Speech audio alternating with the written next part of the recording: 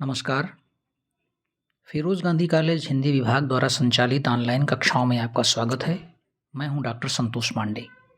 यह class BA third semester के विद्यार्थियों के लिए रिकॉर्ड की जा रही है। खास करके बीए थर्ड सेमेस्टर के ऐसे विद्यार्थी जिन्होंने को करिकुलर में जिस विषय का चुनाव किया है वो विषय यदि यह है हिंदी भाषा, लिपि और निबंध लेखन, तो इसी विषय से संबंधित मैं इस क्लास की रिकॉर्डिंग आज कर रहा हूँ। बीए थर्ड ईयर में को करिकुलर विषय के रूप में एक विषय है। मैं फिर से रिपीट कर दूँ आपको, ये विषय है हिंदी भाषा, लिपि और निबंध लेखन। इसमें 5 इकाइयाँ हैं। पहली इकाई में हिंदी की प्रमुख बोलियाँ और उनका परस्पर संबंध है। पहली ही इकाई में उत्तर प्रदेश की मुख्य बोलियाँ, व्याकरणिक स्वरूप एवं साहित्य का संक्षिप्त इतिहास है। दूसरी इकाई में 4 टॉपिक हैं। पहला टॉपिक है 19वीं शताब्दी में खड़ी बोली और नागरी लिपि का विकास। दूसरा टॉपिक है हिंदी भाषा और नागरी लिपि का मानकीकरण। तीसरा टॉपिक है नागरी लिपि की प्रमुख विशेषताएं।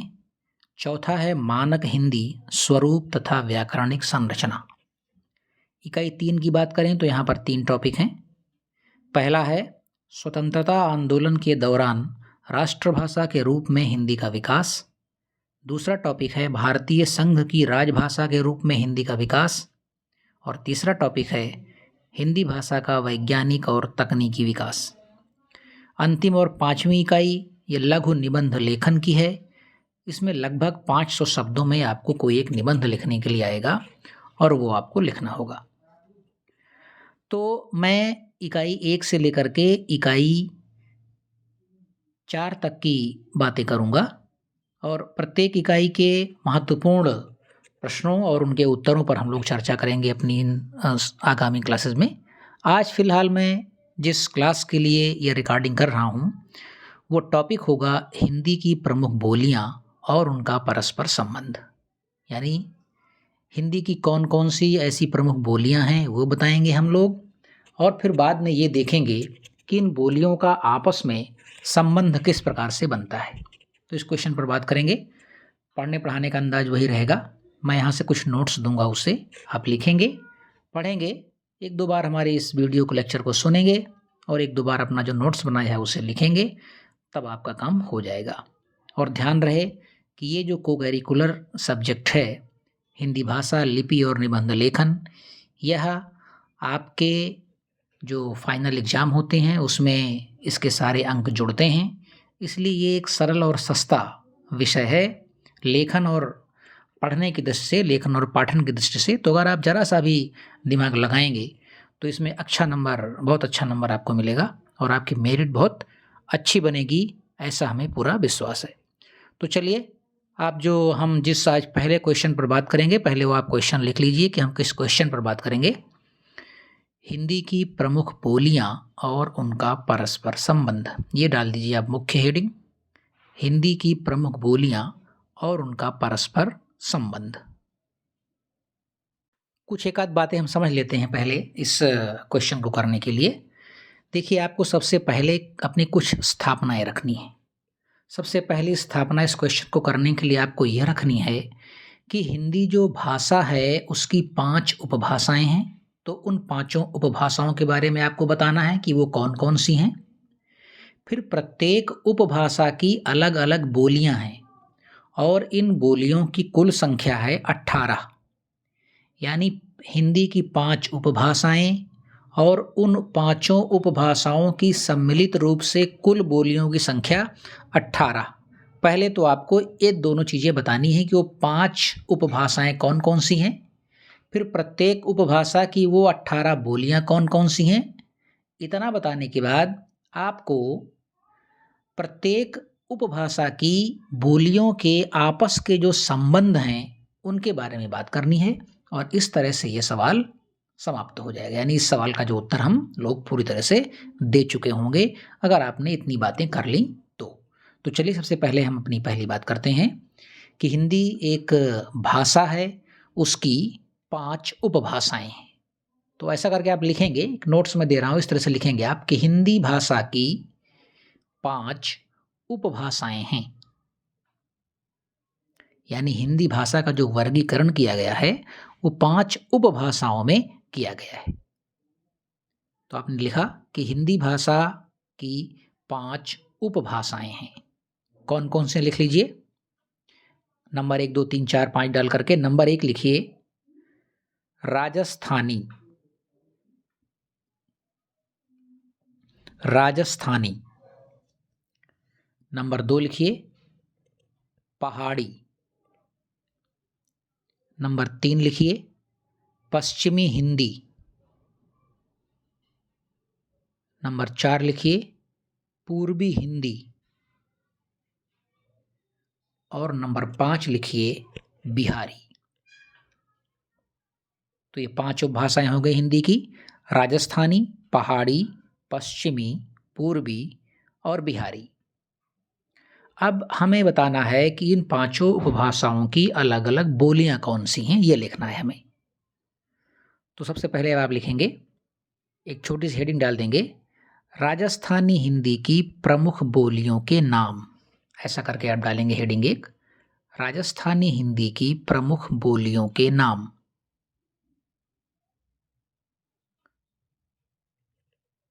इसमें पहली बोली लिखेंगे आप मारवाड़ी। मारवाड़ी। दूसरी बोली का नाम है मालवी। मालवी। तीसरी बोली का नाम है मेवाती। चौथी बोली का नाम है जयपुरी या ढूंढाणी। जयपुरी या ढूंढाणी। अणी में जो अड़ा है उसमें बड़ी की पाई लगेगी। ढूंढाणी, अड़ा में बड़ी की पाई, जयपुरी या ढूंढाणी। राजस्थानी हिंदी की प्रमुख बोलियां हैं मारवाड़ी, मालवी, मेवाती, जयपुरी और या ढूंढाणी। इसके बाद दूसरी हेडिंग डालेंगे छोटी सी, पहाड़ी हिंदी की प्रमुख बोलियां।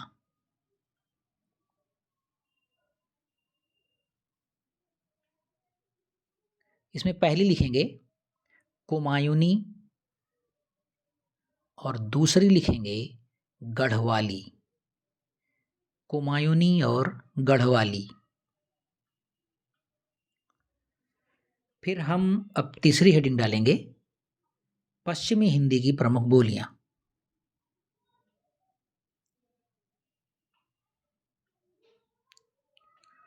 पहली है ब्रज।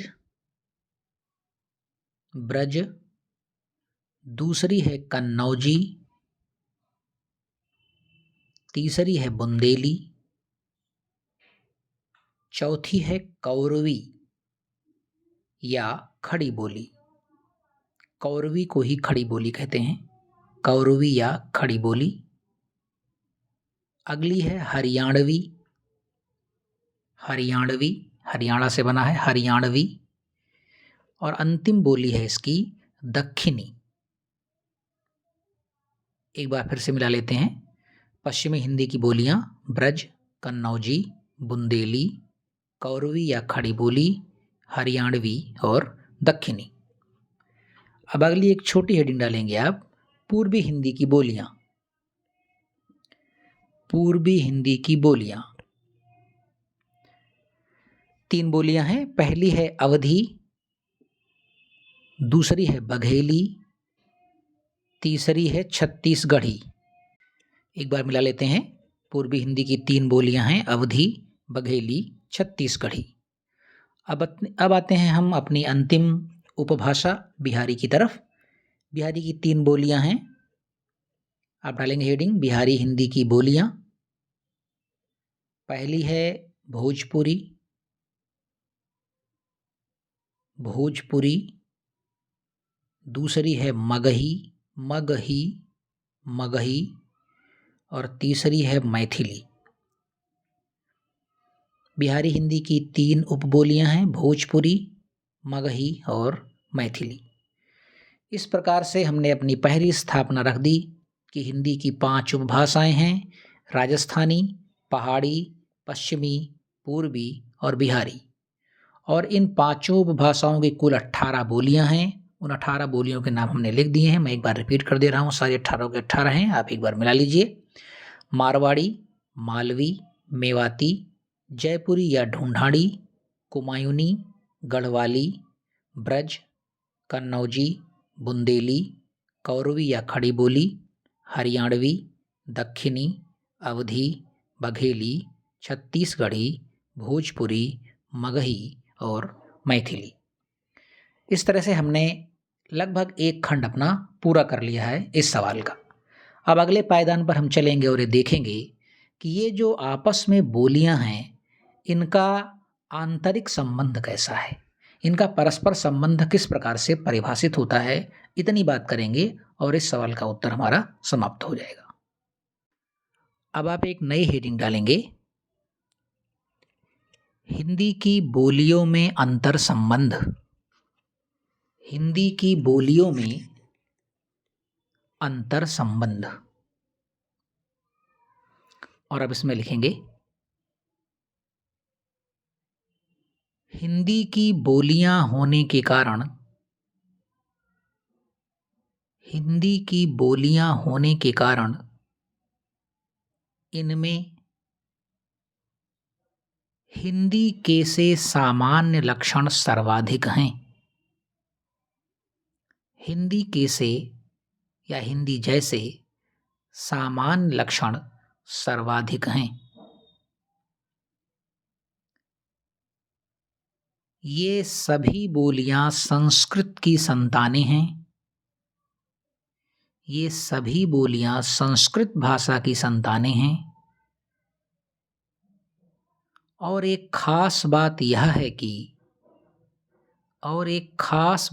है कि इन सभी बोलियों में तद्भव शब्दों की प्रधानता है।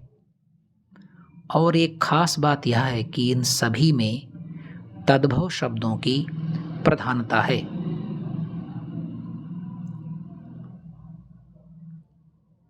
विदेशी शब्द भी लगभग सभी बोलियों ने अपनाए हैं। विदेशी शब्द भी लगभग सभी बोलियों ने अपनाए हैं। शब्दावली में जो अंतर है, वह अधिकांशतः देशज शब्दों में है। शब्दावली में जो अंतर है, वह अधिकांशतः देशज शब्दों में है। बिहार में जनजातियां अधिक हैं। बिहार में जनजातियां अधिक हैं, इसलिए बिहारी बोलियों में देशज शब्द कुछ अधिक पाए जाते हैं। बिहार में जनजातियां अधिक हैं, इसलिए बिहारी बोलियों में देशज शब्द कुछ अधिक पाए जाते हैं। बिहारी की मैंने बताया आपको अभी पहले कि 3 बोलियां हैं, भोजपुरी, मगही और मैथिली। तो लिखा आपने कि बिहार में जनजातियां अधिक हैं, इसलिए बिहारी बोलियों में देशज शब्द कुछ अधिक आ गए हैं। एक लाइन छोड़ के लिखेंगे, छत्तीसगढ़ी को प्रभावित करने वाले आदिवासी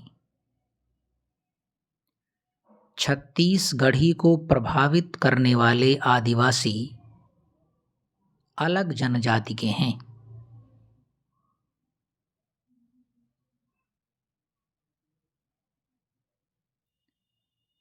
भोजपुरी पर भिन्न जनजातियों के शब्द आए हैं।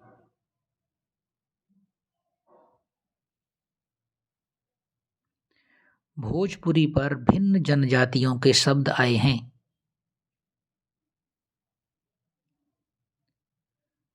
लिंग की समस्या प्रायः सभी बोलियों में है। लिंग की समस्या प्रायः सभी बोलियों में है। यहाँ तक कि ठेठ पूरब में भी बड़ा थार, बड़ी थरिया, ललका घोड़ा, ललकी घोड़ी आदि रूप हैं।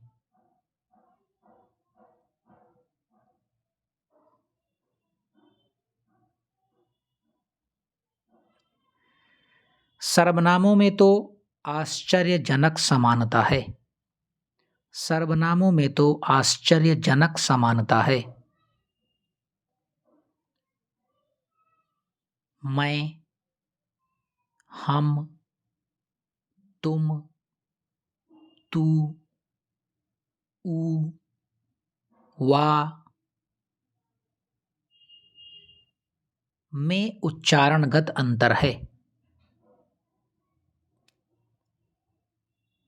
इसी प्रकार ऐसे, ही, ई, यह, ये,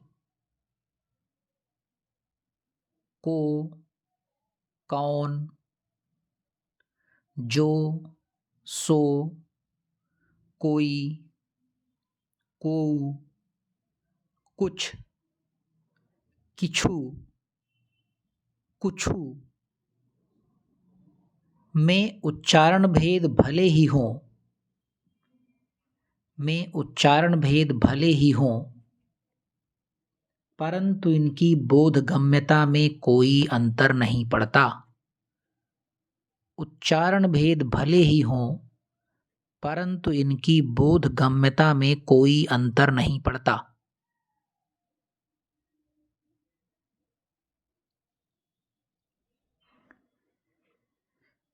एक लाइन छोड़ कर लिखेंगे, एक हेडिंग डालेंगे, पहाड़ी हिंदी की बोलियों में अंतर संबंध। पहाड़ी हिंदी की बोलियों में अंतर संबंध। इसमें लिखेंगे, हिंदी की पहाड़ी उपभाषा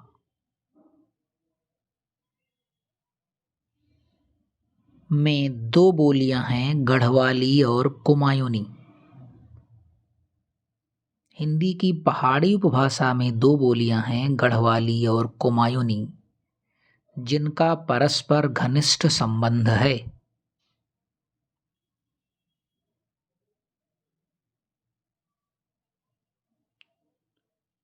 गढ़वाल और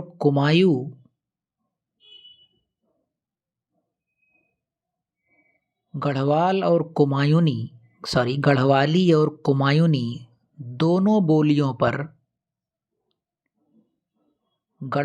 और कुमायूनी दोनों बोलियों पर दर्द, खास, किरात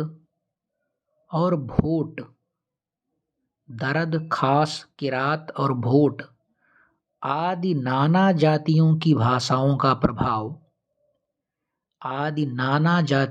भाषाओं का प्रभाव मूल रूप से रहा है।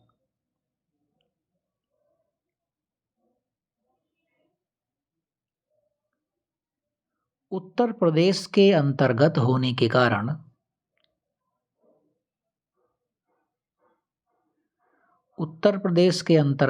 के कारण दोनों भूखंडों में खड़ी बोली हिंदी